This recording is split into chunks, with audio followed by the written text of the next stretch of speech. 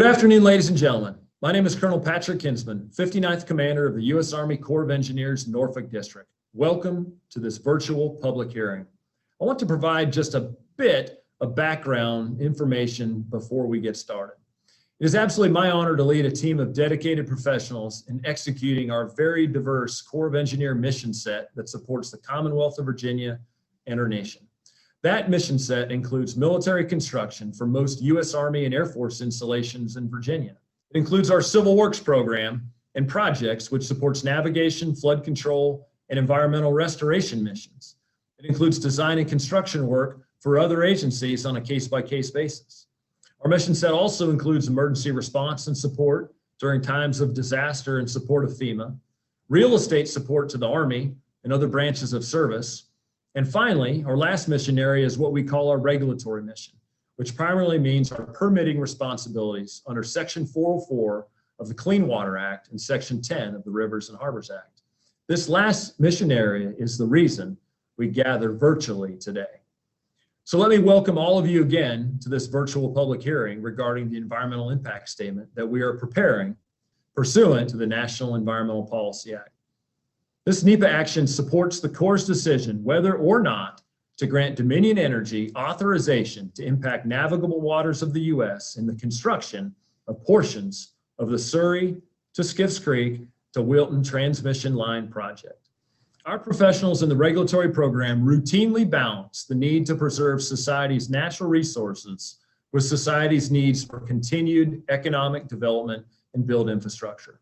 In doing this, we follow an established process to ensure full compliance with all relevant laws and regulations. I assumed command of the Norfolk District in June of 2018, and therefore was not part of the initial decision on this project. However, I am fully committed to taking on the responsibility of completing this current analysis.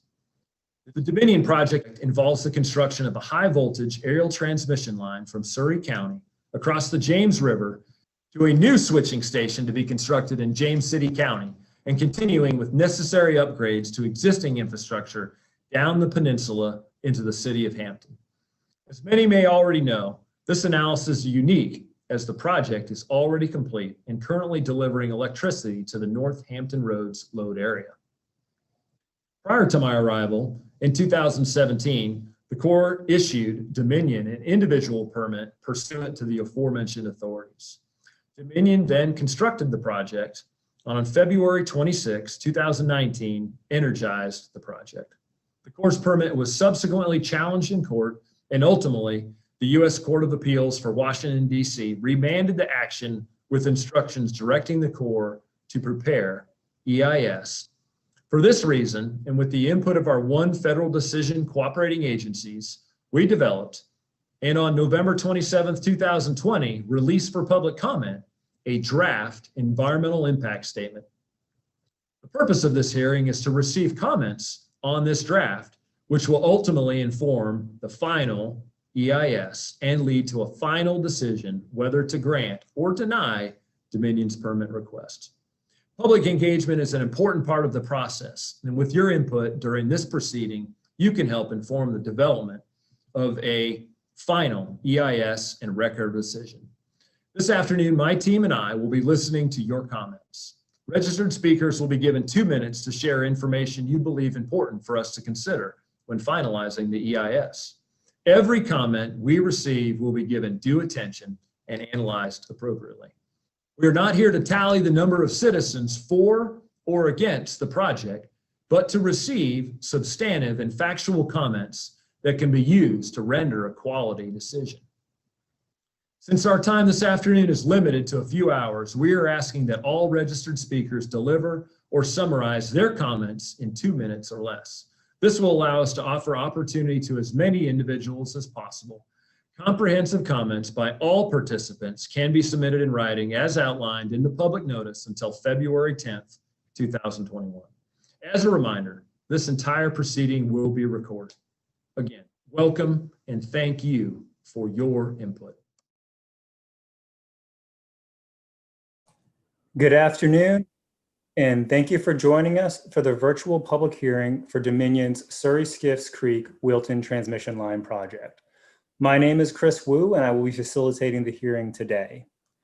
Based on COVID-19 protocols and best practices, this meeting is being held virtually with the general public able to watch us live via YouTube. Those who elected to register to provide oral comments related to the project will be sharing those comments from a dedicated Zoom meeting facilitating the virtual public hearing today. Joining us remotely in a conference room are 3 representatives from the Corps of Engineers: Randy Steffi, Project Manager; Tom Walker, Chief of the Regulatory Branch; and Colonel Patrick Kinsman, Commander of the Norfolk District. The balance of the event today will focus on hearing oral comments related to the project from the registered participants. I would like to first note that the Corps has an additional 10 slots available for oral comments. For those on YouTube, you should see a slide that provides details for last-minute registrations. We will fill these 10 slots on a first-come, first-served basis, and we will be accepting requests up until 5 p.m. For those already registered to speak, we will facilitate the process as follows. I will call the participant name and number provided to each participant previously via email and give them a brief period for them to unmute and verbally identify themselves. A team of event coordinators are facilitating, so any participants with questions can use the chat message function to request assistance as needed. When the participant begins delivering their comments, we will set a visible timer for 2 minutes. We ask that all participants please be cognizant of that time frame. If a participant is still speaking at the 2-minute mark, I will interject and I will ask them to wrap up comments. If a participant cannot close comments within roughly 30 seconds, they will be automatically muted. Participants will be called in order of participant number, starting at 1. We have several people who registered but cannot attend, so we may skip over some numbers. If any registered participants are unable to provide comments during their allocated time due to technical or related reasons, we will provide an opportunity after all registered participants have provided comments. Also, please note that this video is being recorded and all comments are being transcribed and will be incorporated into the administrative record and addressed in the final EIS. Most of our Zoom participants today are online. Should you encounter technical or connection issues, please use the dial-in phone number that was provided to you via email. Event coordinators are watching the chat function in Zoom, so if you have a question or need, you can provide it there for response. Thank you again for those viewing and participating in this event.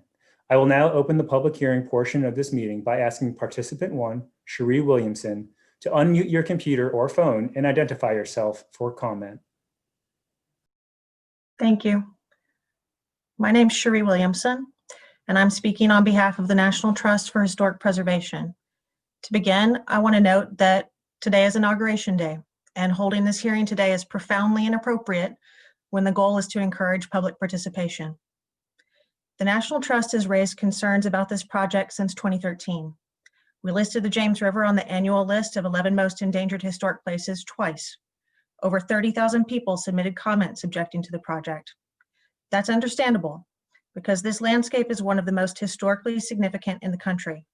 From serving as home to the Powhatan Confederacy, to the transportation route for the first enslaved Africans brought to North America, to the site of the first successful English settlement at Jamestown. This landscape is where history happened. Dominion should never have proposed an infrastructure project in this place. The National Trust participated in every step of the Army Corps' first round of permitting review. We urged the Corps to complete an EIS as NEPA requires. When it became clear that the permitting process was steamrolling ahead to approve Dominion's project, we even retained an independent engineering firm to develop cheaper to build alternatives that completely avoid the need for an overhead crossing. The Army Corps ignored us and ignored the public in favor of approving Dominion's project. Since then, the courts found that the Corps unlawfully cut corners. The agency was ordered to prepare an EIS and carefully review alternatives. Unfortunately, the draft EIS repeats many of the same errors as the initial permitting process. The Corps appears poised to violate federal law again. To get this NEPA process back on track, the Corps must take its fingers off the scale in favor of the Surry-Skiffes Creek project. The Corps must independently validate the project need, given that electrical demand has shrunk. The Corps can't simply take Dominion's word that the project is needed. The Corps must independently review the viability and costs of various alternatives. Again, the Corps can't simply take Dominion's word for it. And foundationally, the Corps must assume responsibility for this review process and conduct it fairly, impartially, and in service of the public interest. If this is done, it will be clear that alternatives to this project exist, have always existed, and that Dominion must bear the cost of restoring the historic James River. Thank you. Thank you for your comments. I would like to now ask speaker number 2, Elizabeth Kostelny, to unmute your computer or phone and identify yourself. Comment. Thank you. I'm Elizabeth Kostelny, commenting on behalf of Preservation Virginia, the nation's oldest statewide historic preservation organization, which owns a portion of Jamestown. I too acknowledge today's federal holiday, current state of emergency declared in Richmond, and ongoing pandemic as factors that are potentially limiting public participation. In 1893, Preservation Virginia acquired 22 acres at Jamestown, and in the 1940s began cooperatively managing the site with the National Park Service. Our internationally recognized Jamestown Rediscovery Project and joint interpretive facilities contribute to the area's tourism-based economy. Protecting Jamestown and the James River are in our organizational DNA. The James River's well-preserved landscapes reflect the nation's full history and significant role in the early interactions of Virginia's indigenous people, newly arrived Europeans, and Africans brought against their will for involuntary labor. Until this project, proposed crossings like the 1990s bridge project were rejected. Instead, proactive efforts produced easement donations preserving the viewshed. Now the eyesore of this unnecessary transmission line is visible from multiple perspectives on Colonial Parkway, Black Point, and Carter's Grove. Preservation Virginia participated in the previous Army Corps process and with tens of thousands of individuals urged that an EIS be conducted. Our comments were ignored. Only after a court order did the Army Corps follow the federal law and undertake the NEPA process. Unfortunately, the draft EIS rubber stamps the tired assumptions forwarded by the proponent. We call on the Army Corps to fulfill its legal obligations and independently evaluate and verify the purpose and need for the project, review and pursue alternatives presented by the National Trust and NPCA, analyze the true cost for the known costs of mitigation. A fair and unbiased review will identify an alternative that will deliver the necessary power to the peninsula, remove the transmission line, and return the historic integrity to America's founding river. Thank you. Thank you for your comments. I would like to now ask speaker number 3, Bill Hafker, to unmute your computer or phone and identify yourself. My name is Bill Hafker from Oakton, Virginia. I spent 36 years as an environmental engineer at ExxonMobil, where I was often involved in permitting major projects with potentially significant environmental impacts. I'm also a Chesapeake Bay Foundation Clean Water Captain and an avid national parks enthusiast. The DEIS arrives at 2 preferred alternatives that are unsupported by available data and are unnecessarily harmful to the environment, while rejecting other feasible and environmentally preferable alternatives. In preparing the FEIS, the Corps must revisit the alternatives and deliver a solution that meets both the energy needs of Virginians and protects our irreplaceable national parks and the world-class Chesapeake Bay environment. There have been 2 primary wrongs committed in allowing the transmission line to be constructed and operated without following the legally required permitting process. The first concerns the DEIS's many technical problems. After accepting the risk of building this project early, Dominion now disingenuously asserts that there is a limited time to implement an alternative project by discounting several alternatives because they, quote, cannot meet in-service state requirements, unquote. This is patently absurd. Dominion already built and is operating the transmission line. There is therefore no time constraint to the careful and deliberate correction of this injustice, since the energy needs of those served by the project are secure. The Corps must base its FEIS project alternatives on current information and regulatory realities, including using actual energy usage data versus Dominion's earlier inflated energy demand assumptions, and considering the implications of the Virginia Clean Economy Act of 2020 that significantly changed the state's energy landscape. The DEIS also inexplicably uses a project cost of less than half the known actual cost of the as-built project. If the technical deficiencies of the DEIS are corrected, it will be obvious that other project scenarios are environmentally preferable and possible. The second wrong was allowing a company to construct and profit from an unlawfully permitted project and now possibly escaping any consequences based on a deficient DEIS seemingly designed to retroactively allow it to do so. To allow Dominion to build an unnecessary and environmentally harmful project in defiance of our environmental laws would set a disastrous precedent and send a message to other unscrupulous companies that they are free to act similarly.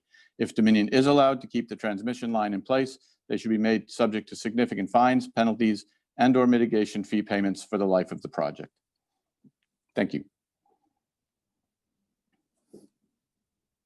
Thank you for that. Thank you for your comments. I would like to now ask speaker number 4, Michelle Nowlin, to unmute your computer or phone, and please identify yourself. Thank you. Thank you for the opportunity to comment on the DEIS. My name is Michelle Nolan, and I'm the co-director of the Environmental Law and Policy Clinic at Duke University. I've worked on a number of NEPA, ESA, and Clean Water Act cases over the last 30 years, experiences that inform my own analysis of the DEIS for this project. In my opinion, the DEIS does not support the selection of either of the preferred alternatives. In the project statement of purpose and need, the Corps asserts a need for more than 700 megawatts of power in the New Hampton Roads load area, an assertion that is completely unsupported by the evidence.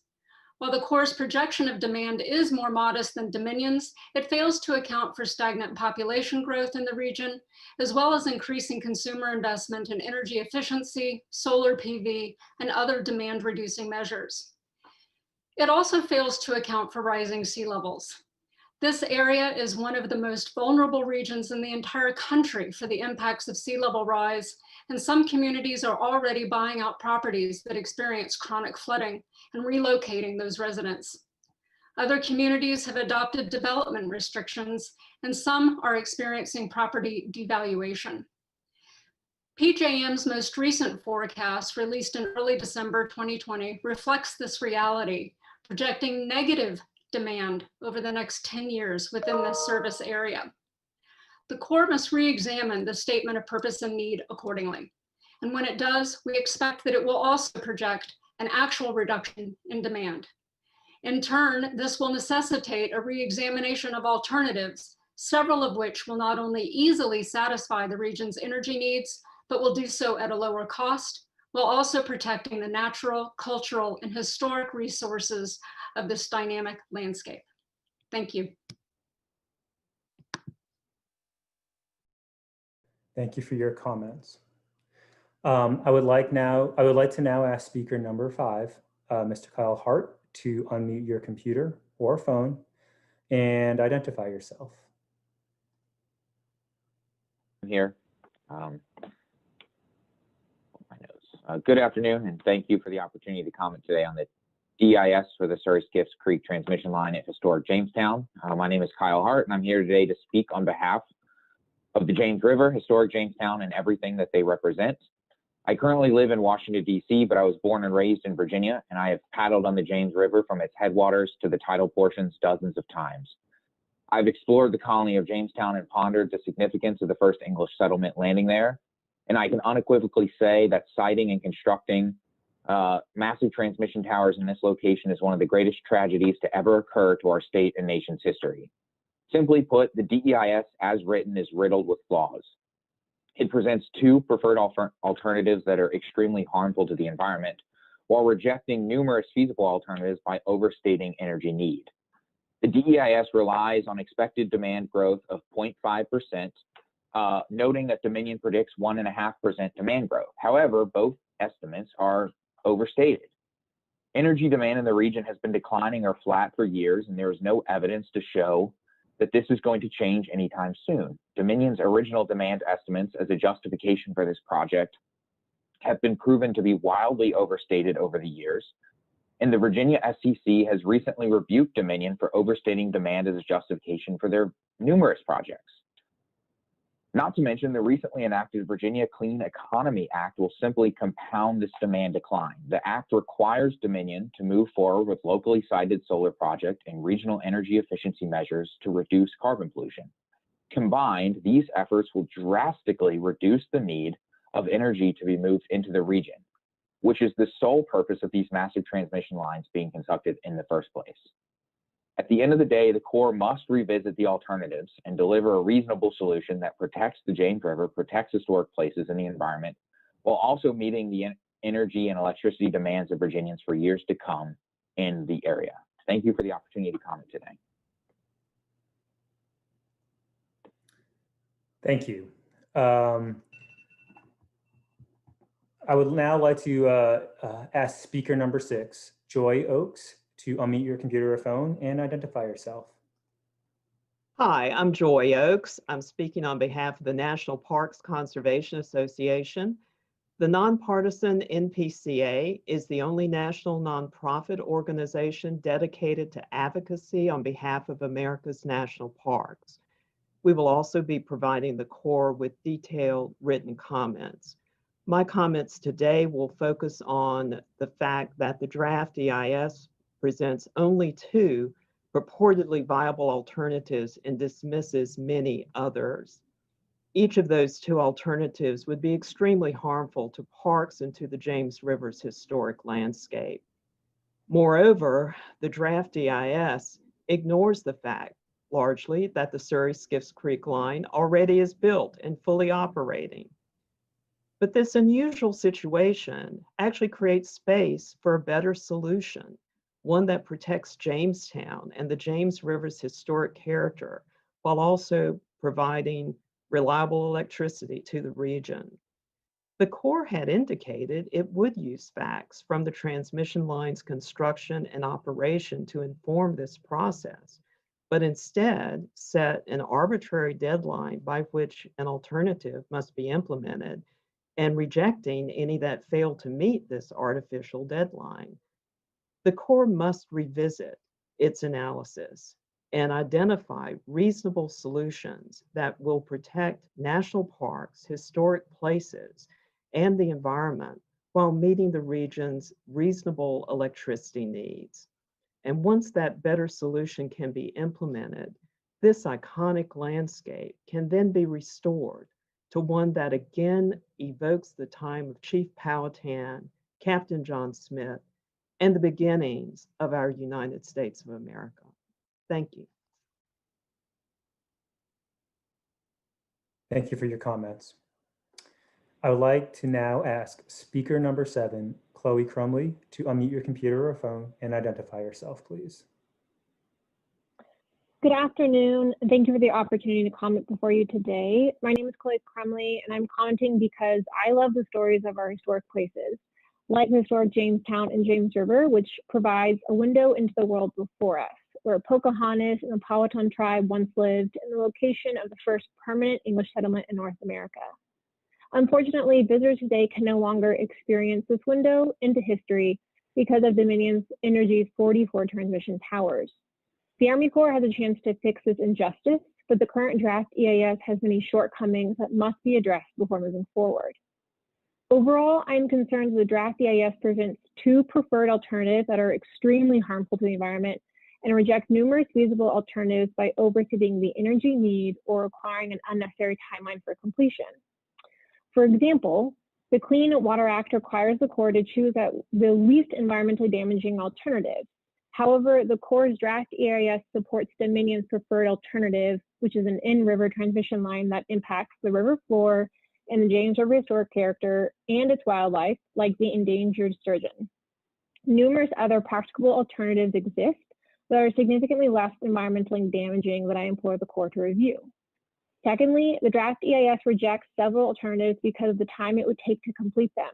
However, this ignores the fact that Dominion rushed to complete the approved transmission line illegally, which will continue to operate and provide electricity to the region. This allows less harmful alternatives to be constructed without worrying about the time it would take to construct them.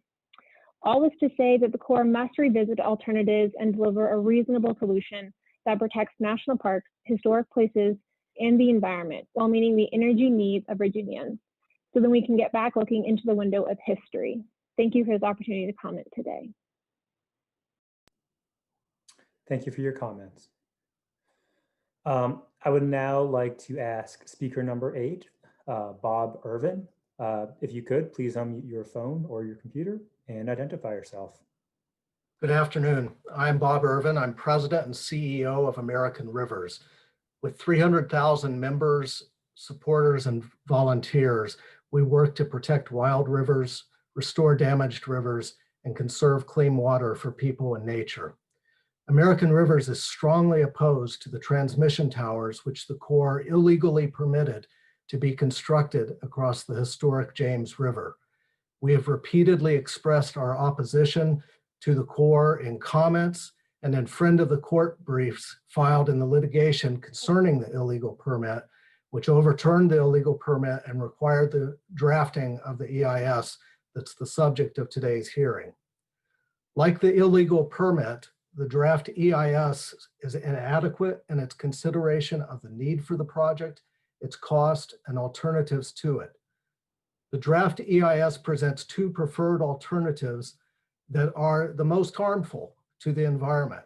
It overstates energy needs, and it imposes an unnecessary timeline for completion and uses that to reject numerous feasible alternatives that would be more protective of the James River.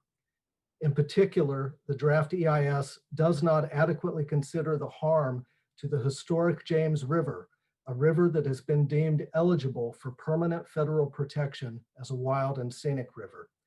And on a personal note, my ancestor, John Combs, arrived at Jamestown in 1619 as an indentured servant.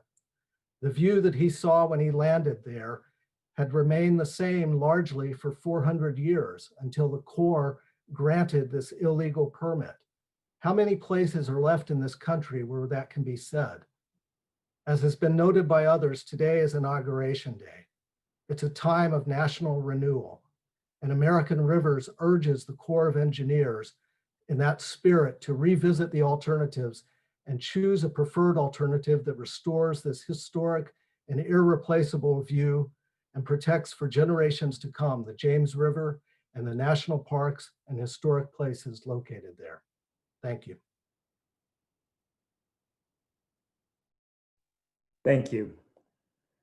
I'd like to now ask speaker number 9, Glenn Besa, to unmute your computer or phone and identify yourself, please. Sure, thank you. My name is Glenn Besa. I'm speaking as a private citizen and resident of Chesterfield County. I want to take you back to 2001, exactly 20 years ago, when the Army Corps of Engineers Norfolk District took a bold science-based position denying a key permit for a very controversial King William Reservoir. That decision was controversial and subsequently appealed and litigated, but in the end, science and sound policy prevailed, and the original permit denial was upheld, and that ill-conceived reservation project was denied, was actually abandoned. I mention this case because I believe the Corps finds itself in a somewhat similar position today, with powerful political and commercial forces pressing for a project, Dominion, in this case for the Skiffes Creek transmission line, that was permitted in air without a full purpose and need NEPA review. The decision of the U.S. Court of Appeals has given you, the Corps, an opportunity to get it right and to deny a project that is unnecessary and unnecessarily destructive. The Corps has no obligation to approve a project just because damage has already been done. In fact, the Corps has an obligation to undo this damage. Among the shortcomings I'd like to point out today are: 1, a wholly misleading and deficient analysis of the cost of reasonable alternatives. Dominion originally estimated this cost at $180 million. In the end, it cost $430 million, including $95 million in mitigation costs. 2, inadequate consideration of clean energy alternatives, including solar and battery storage, as well as the climate impacts of a transmission line that relies on the continued use of natural gas. The 5 alternatives that were considered feasible were all related to transmission lines serving fossil fuel power plants and nuclear power plants. Obviously, climate change didn't seem to be much of a concern here. Even Dominion Energy has acknowledged in recent integrated resource plans that solar is the least expensive source of electricity. With battery costs dropping and the critical need to reduce carbon emissions, the Corps' alternative analysis is deficient. For these reasons and others, I urge the Corps to deny the permit for the Skiffes Creek transmission line. Thank you so much. Thank you for your comment, sir. I'd now like to ask speaker number 10, Dorothy Cantor, if you could unmute your computer or phone and please identify yourself. Yes, hi, my name is Dorothy Cantor. I'm number 10.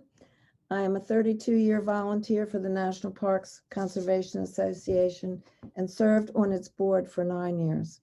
I'm also a member of the board of the Shenandoah National Park Trust. I have visited 320 national parks and I'm a great fan and student of our national park system. I have visited Colonial National Historical Park numerous times. I first wrote to the Army Corps of Engineers in November 2015, opposing granting a permit to the Surry-Skiffes Creek-Whealton transmission line project. By 2016, 26 environmental organizations, including those represented today, requested that the Corps perform an EIS, but it chose not to do so before granting the permit to Dominion. Now the Corps has submitted a draft EIS that fails to address adequately key issues. It does not consider adequately the transmission line's harmful visual impacts on this historic section of the James River, even after the U.S. Circuit Court of Appeals expressed concern over that omission in the 2017 permit. And let me also point out that a number of the towers over the James River at this very historic section are as tall as the Statue of Liberty. So imagine the effect on the viewshed. It rejects several alternatives purportedly because the amount of time needed to complete them. This is illogical, nonsensical, because the transmission line is fully operational and would remain so until another alternative is completed. Alternatives need to be evaluated fairly in the final EIS. The EIS does not accurately assess the true cost of building the current transmission line. This has been noted time and again, which was more than twice Dominion's original estimate. When that is taken into account, the other alternatives, which are less harmful to the environment, will compare more favorably. Finally, Ms. Cantor, I just want to let you know you have 30 seconds remaining. thank you. Finally, it fails to address the impacts of the changes to the energy system of Virginia mandated by the Virginia Clean Economy Act of 2020, which should lead Dominion to pursue other less harmful alternatives. To address the EIS's many flaws, the Corps should go back to the drawing board. Don't let Dominion continue to degrade the old Dominion. Thank you. Thank you for your comments.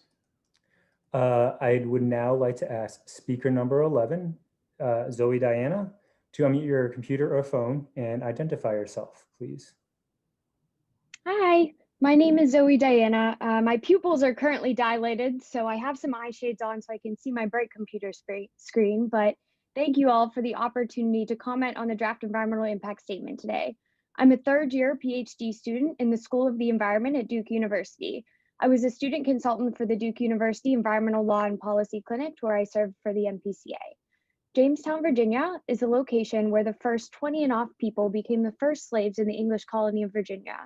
As some of the foundations for slavery in America were being built in Jamestown, escaped slaves, also known as freedom seekers, in and around the project area were using constellations in the night sky as a navigational tool to escape to free territories in the north. The Geography of Slavery project out of the University of Virginia has compiled a list of freedom seekers in Virginia, including in and around the project area, that was documented through runaway slave advertisements from 1736 to 1790. Our analysis found that there were 426 individual runaway slave advertisements in the database for the project area locations of Surry, James City, York, Isle of Wight counties, Surry, Jamestown, Newport News, and Yorktown cities, and the sites of Kings Mill Plantation and Isle of Wight, all in and around the project area. The transmission line lights disturb and distract from the dark night sky, which served as a vitally important historic tool for freedom seekers. The transmission lines create light pollution that may negatively affect viewing the stars from historic sites in these areas. I currently live in North Carolina, but I visited Jamestown, Virginia last summer and saw the transmission lines for myself in full operation during the day and the nighttime. And at night, the lights on the transmission lines were immediately apparent from Colonial Parkway, despite an otherwise dark night sky. We also witnessed people out recreating along the Colonial Parkway at night, presumably out stargazing for fun. The Corps overlooks the historic and cultural importance of the dark night sky in the DEIS. Thank you.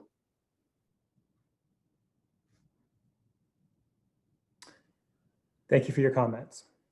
I would now like to ask speaker number 12, Leighton Powell, to please unmute yourself and identify yourself. Hi, good afternoon. I'm Leighton Powell, and I'm the Executive Director of Scenic Virginia. We're a statewide organization with a mission to preserve, protect, and enhance the scenic beauty of our Commonwealth with a special focus on the preservation of significant viewsheds.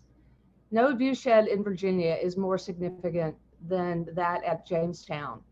The founding of America is particularly important given today's inauguration, what's going on, I hope a rebirth in love for our country.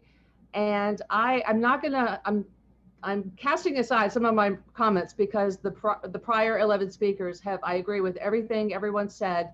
And it's, you know, as someone who has been working on this for at least 8 years, I implore the Corps to really give this some serious thought and to look at what we're giving up. This doesn't have to be this way. We all know that. Please do what you can to make sure that this currently despoiled, beautiful landscape is restored to what it should be. We'll be submitting comments as well, but thank you for the opportunity, and I implore you to do the right thing. Thank you very much. Thank you for your comments. I would like to now ask speaker number 13, Joanna Parkman, to please unmute yourself and identify yourself. Thank you for the opportunity to speak this afternoon and share my thoughts on the draft environmental impact statement. My name is Joanna Parkman, and as a graduate student planning to dedicate my career to protecting our nation's natural and cultural resources, I'm troubled by the environmental impacts posed by both of the Corps' suggested alternatives. More specifically, I'm concerned by the disregard for Indigenous history and culture displayed throughout the DEIS. The Corps has failed to consider the full range of transmission line impacts to tribal lands and areas of historic significance. This limited analysis overlooks present-day values associated with the James River, including resources that can't be neatly defined as artifacts or historic properties, such as Indigenous cultural landscapes. Additionally, the tribal consultation presented within this document is inadequate. The Corps waited 2 months after publishing the notice of intent to reach out to tribes, and then relied on a single generic form email to initiate contact instead of adopting best practices for consultation. Both the Skiffes Creek project and the Chickahominy alternative would mar a landscape that is inseparable from the identity of Virginia's Native American communities and impede a full and nuanced understanding of Indigenous history.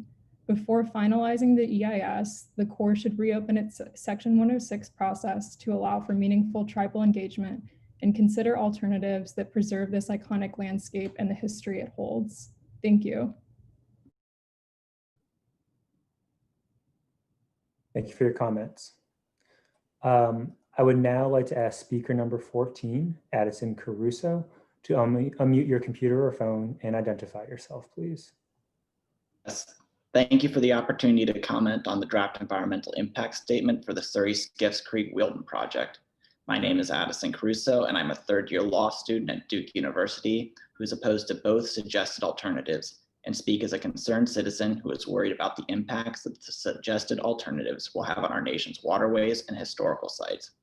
Of chief concern to me is that the draft EIS presents only 2 practical alternatives, each of which would cause immense hydrological and visual impacts, and it only does a cursory analysis of battery storage, which would avoid both of these impacts.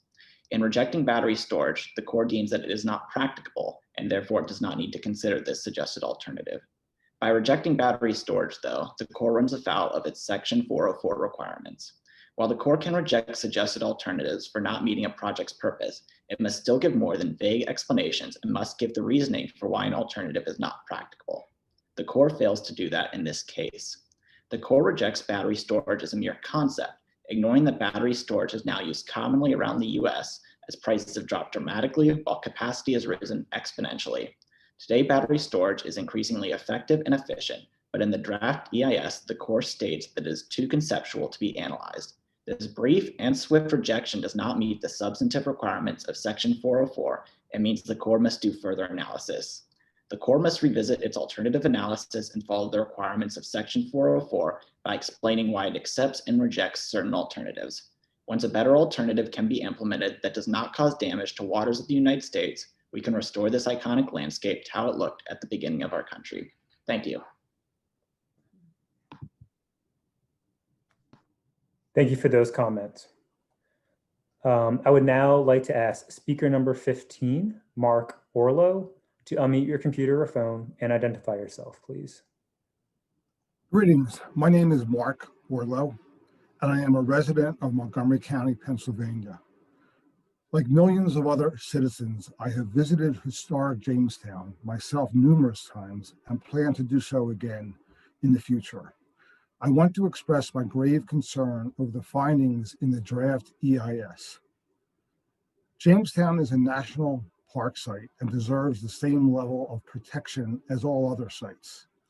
The draft EIS incorrectly assumes that there is a limited time to implement an alternative project and wrongly rejects several alternatives because of the amount of time it likely would take to complete them.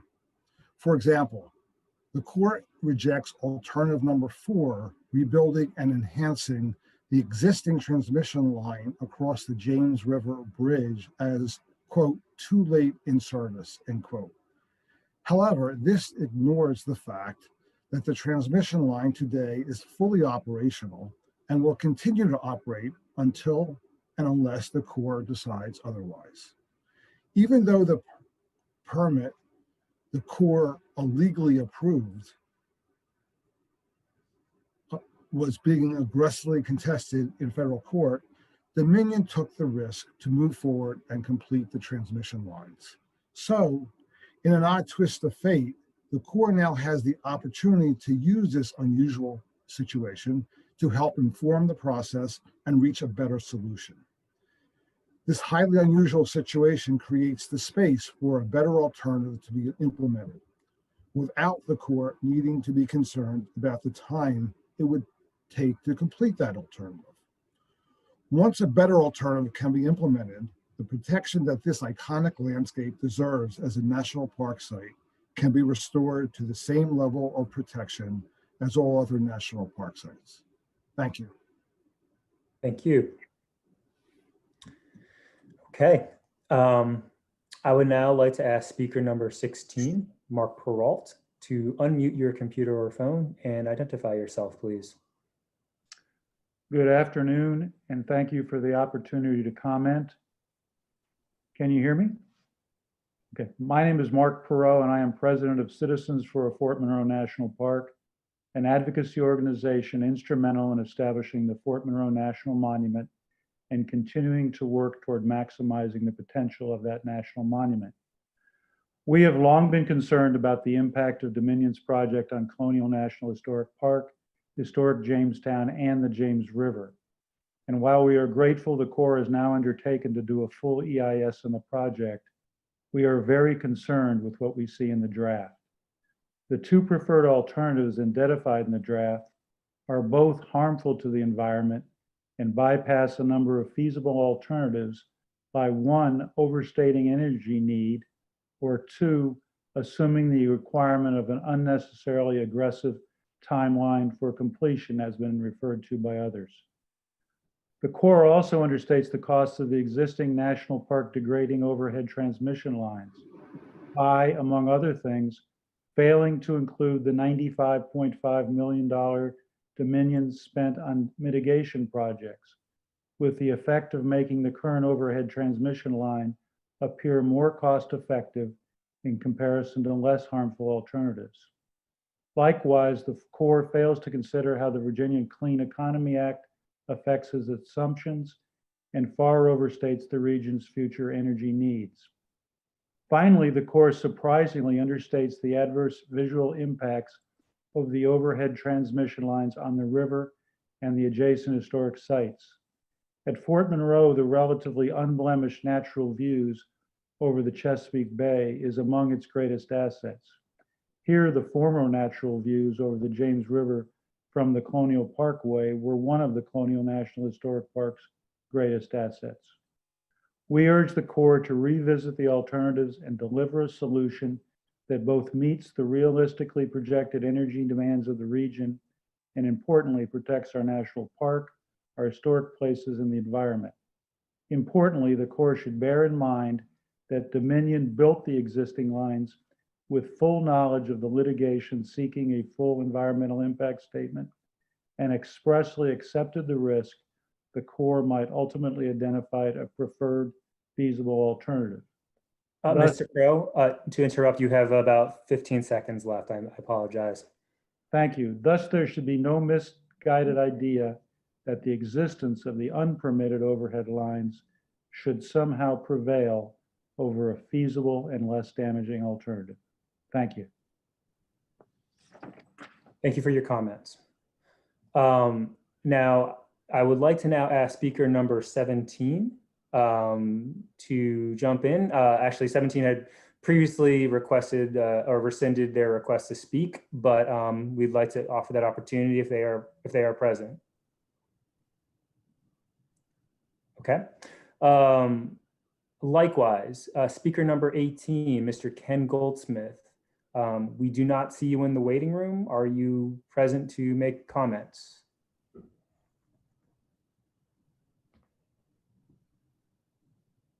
Okay. With that, I'd like to go to speaker number 19, Pamela Goddard. If you could, please unmute your computer or phone and identify yourself. Good afternoon, everybody.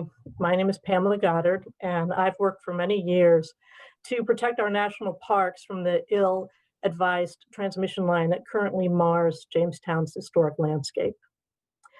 When the Corps first considered the permit request from Dominion Energy, a large number of National Park Service staff from many offices, including the Northeast Regional Office, Colonial National Park, the John Smith Trail, the Chesapeake Bay Office, and the American Battlefield Protection Program actively participated in this process, providing expert input on the proposal's impacts. Then DOI Secretary Sally Jewell and NPS Director John Jarvis both expressed serious concerns with this project. Director Jarvis stated it would cause severe and unacceptable damage and that no amount of mitigation could possibly counteract the effects. During the early days of the Trump administration, then DOI Secretary Ryan Zinke wrote a letter removing all project opposition by DOI and NPS, without explaining how the concerns of these agencies were addressed. Since then, the active participation in this process by the National Park Service has been seriously curtailed. We know that Colonial National Historical Park staff submitted public scoping comments to the Department of Interior for approval to send on to the Corps. That approval was never given, and park staff concerns were never shared. It's extremely troubling that experts on our national and historic resources are not active participants in this DEIS process.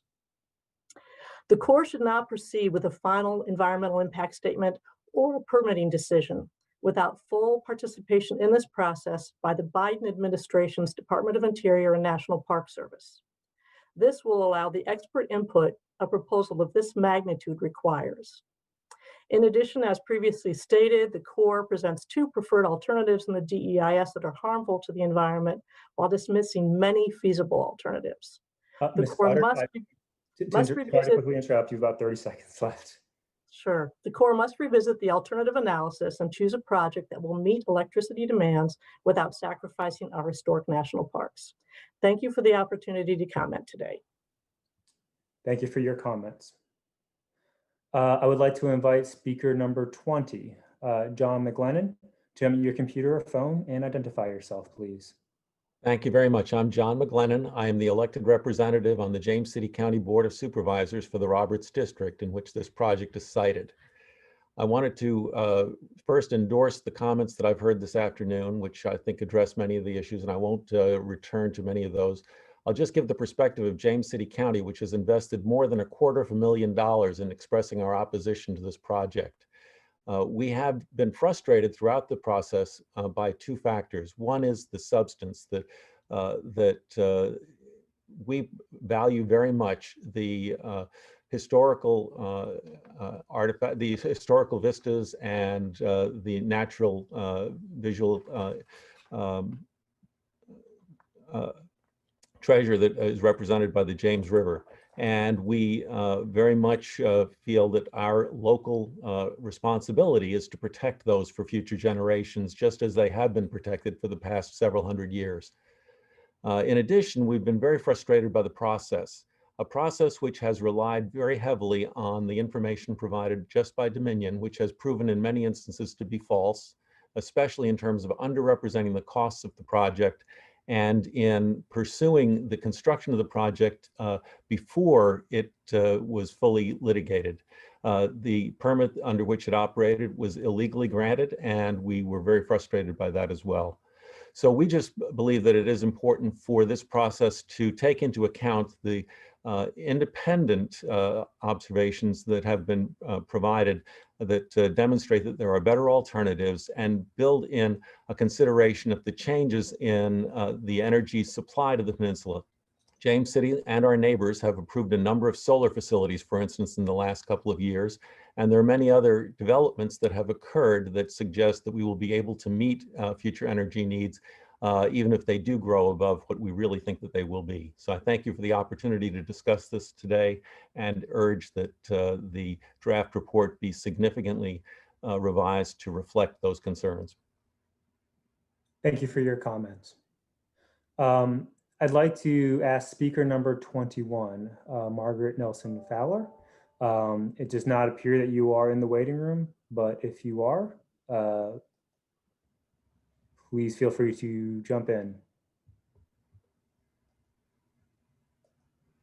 Okay. With that said, I'd like to go to speaker number 22, Mr. William Cook. If you don't mind, please unmute yourself and identify yourself. Thank you, Mr. Wu. My name is Will Cook, an attorney with Cultural Heritage Partners. I speak on behalf of the Rappahannock Indian Tribe and the Upper Mattaponi Indian Tribe. Both tribes care deeply about the James River, its watersheds and viewsheds, including the area around which Dominion constructed its transmission lines.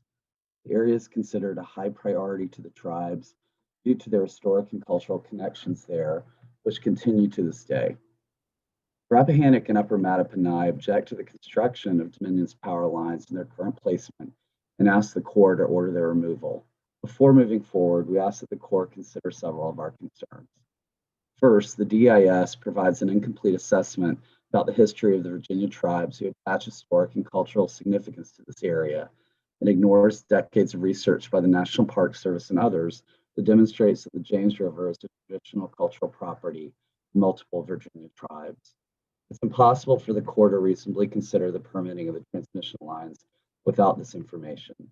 If the Corps were to consider the tribe's history and cultural attachment to the area, the only reasonable alternative would involve the transmission lines removal.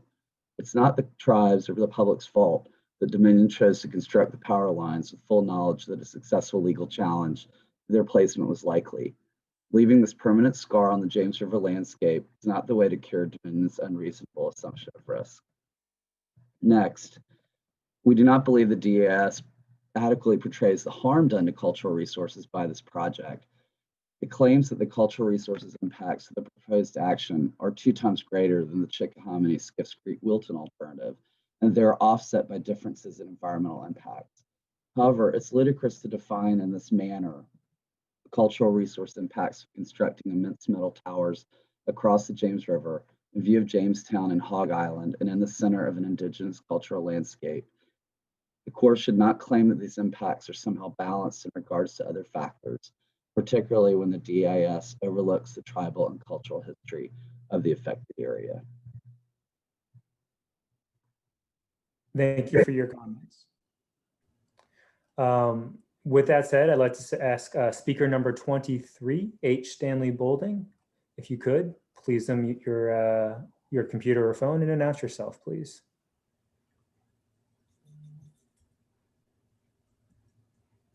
Okay, I just received message that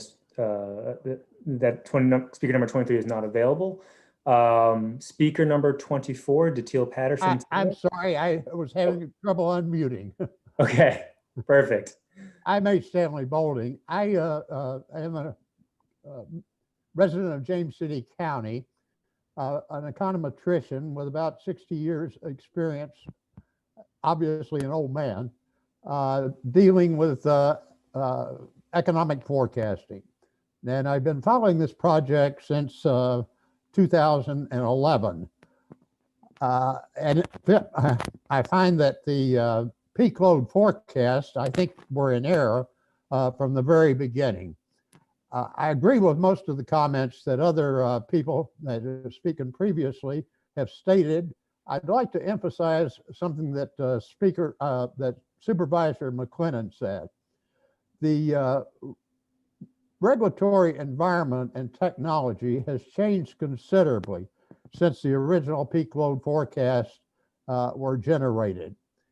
And technology, particularly in solar and battery storage, has advanced tremendously and will continue to do so. One of the things that has not been pointed out is the security and cyber risks that are associated with transmission lines.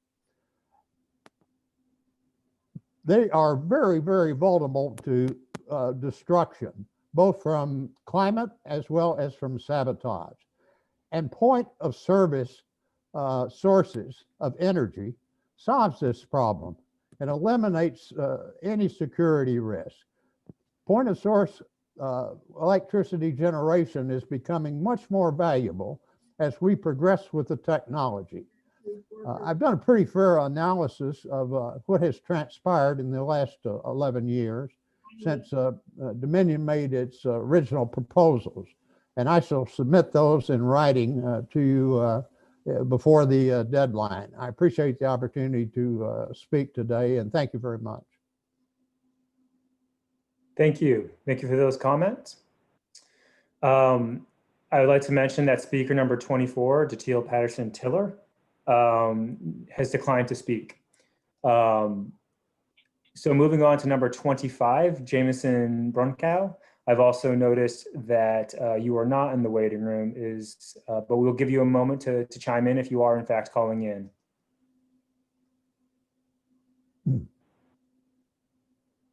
Okay, that said, I'd like to move to speaker number 26, Howard Morse. Thank you for the opportunity to speak. My name is Howard Morse. I've lived in Virginia, DC, and Maryland for almost 60 years. I am a lover of history and a supporter of our national parks. I have visited Jamestown, Williamsburg, and Yorktown on numerous occasions as a child and as an adult with my own children. Each visit has taught me more about our great country, the Native Americans who first inhabited the land, the Europeans' first settlements, our colonial past, and our institutions of government that were built in those settlements.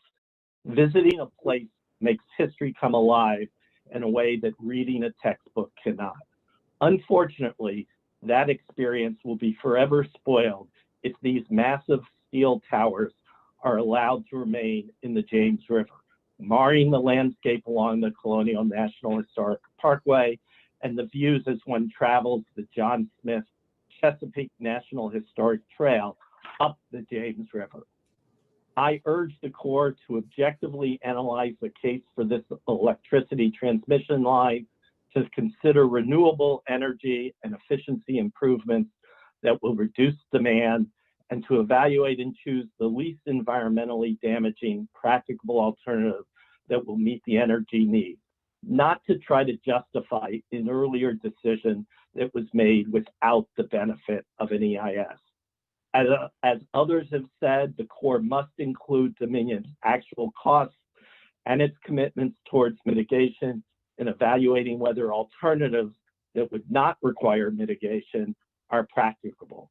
And the Corps must not reject alternatives that do not harm the river and its historic character merely because it would take time to complete them since the power lines are there currently. On its website, the Corps notes, U.S. Army engineers helped assure victory at the Battle of Yorktown in 1781, now a site within the Colonial National Park. The Corps has a responsibility. You know, you have just about 20 seconds left to finish up. Thank you. The Corps has a responsibility to our children and grandchildren and to its own heritage to preserve this landscape. Thank you for the opportunity to comment.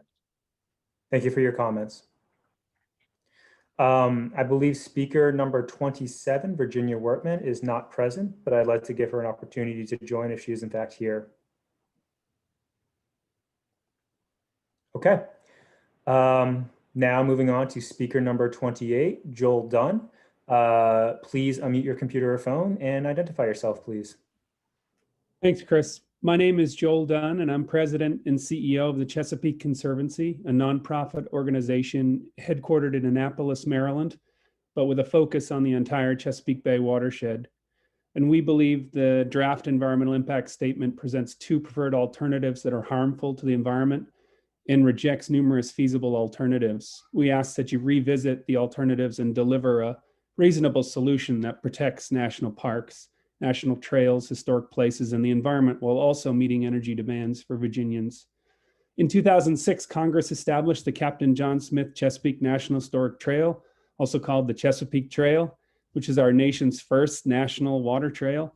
It extends for thousands of miles across the Chesapeake Bay and its tributaries, and it offers much needed outdoor recreation and education opportunity.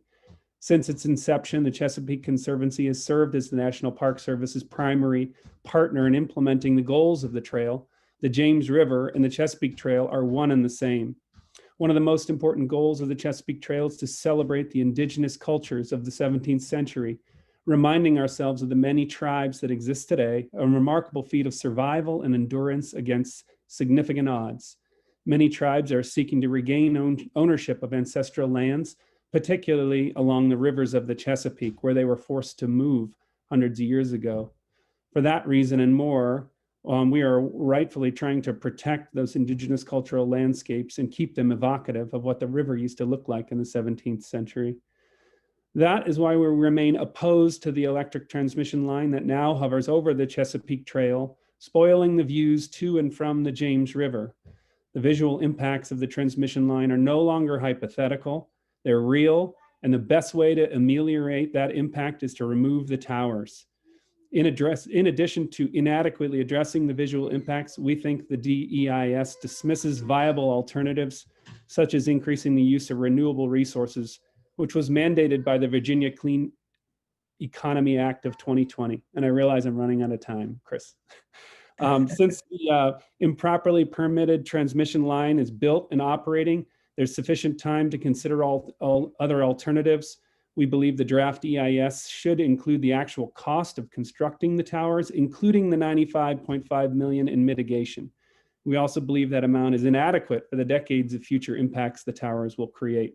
In closing, we believe the towers should be removed, and we thank you for the opportunity to comment. Thank you, Joel. I'd like to now invite speaker number 29, Allison Clock. Please identify yourself and unmute your computer. Thank you. I'm Allison Clock, Chairman of the Conservation and Beautification Committee of the Garden Club of Virginia and a resident of Newport News. Since 1976, I've been a student or a resident of the Commonwealth. During this time, I've lived within a half hour or closer to the James River. This river is an important feature of my personal environment. The organization I represent, the Garden Club of Virginia, was founded in 1920 and exists to celebrate the beauty of the land, to conserve the gifts of nature, and to challenge future generations to build upon this heritage. Our 48 statewide member clubs are composed of more than 3,500 civic leaders. We are a volunteer organization. The Garden Club has a 100-year history of safeguarding our natural resources. Very early, the Garden Club has spoken out against the current placement of the transmission lines. We believe its massive towers and lines have a negative impact on the viewshed. There are other alternatives. This area was pristine. Until these transmission lines were built, the Lower James looked as much as it did for thousands of years. These towers can now be seen from areas of public parks and trails and from historic sites, many of which are visited by the nearly 30,000 visitors who attend the Garden Club's Historic Garden Week each April. While the economic impact of this tourism is tremendous, over 450 million in the past 50 years, the cultural and educational benefits of our tour are even more important.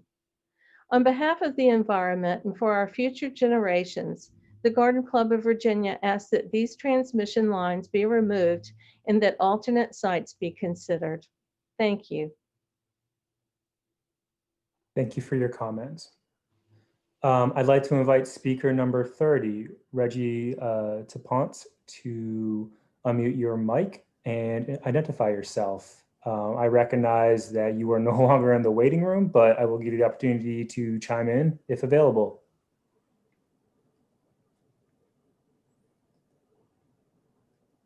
Okay. Next, I'd like to ask speaker number 31, Lee Mitchell, to unmute your computer or phone and identify yourself.